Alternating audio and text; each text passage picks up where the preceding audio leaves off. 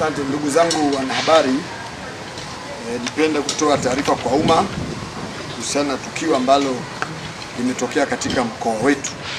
Mimi naitwa Kamishna Msaidizi Mwandamizi wa Jeshi la Polisi ya Kusimusenga, kamanda wa polisi mkoa wa Songwe. Jeshi la polisi mkoa wa Songwe linawatafuta watu waliohusika na tukio la kumshambulia na kumsababishia majeraha ambao baadaye alipelekea kifo cha Bwana Nicetas Dimoso mwenye umri wa miaka 43. Alikuwa ni mwalimu wa shule ya sekondari Galula na mkazi wa kijiji cha Galula, wilaya na mkoa wa Songwe.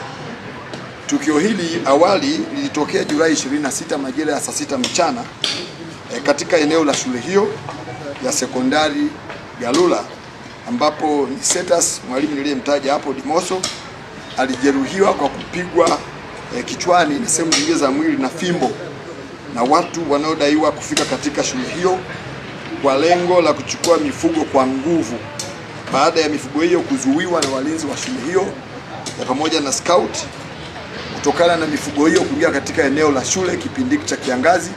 Na mfahamu kwamba katika shule zetu hizi tumekuwa tukitunza mazingira, kwa hiyo kuna ukijani.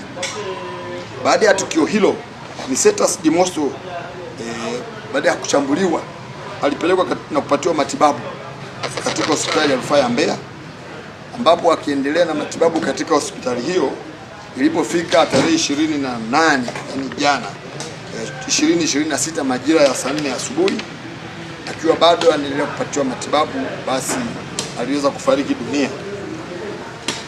Jeshi la polisi mkoa wa Songwe linaendelea na uchunguzi wa tukio hilo sambamba na msako mkali wa kuwabaini na kuwakamata watuhumiwa wote waliohusika na tukio hilo ili waweze kufikishwa mahakamani.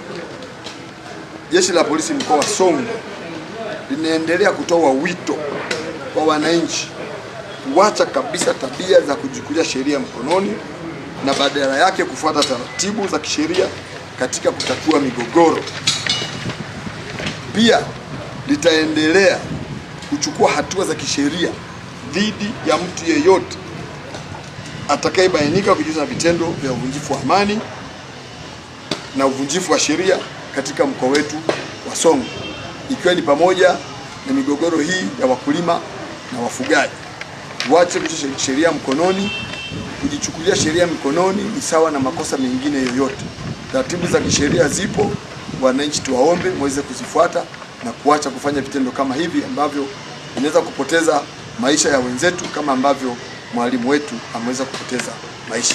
Tutakuwa wakali sana na tutahakikisha kwamba watu wote waliohusika wanachukuliwa hatua na wanapatikana na sheria inafuata mkondo wake.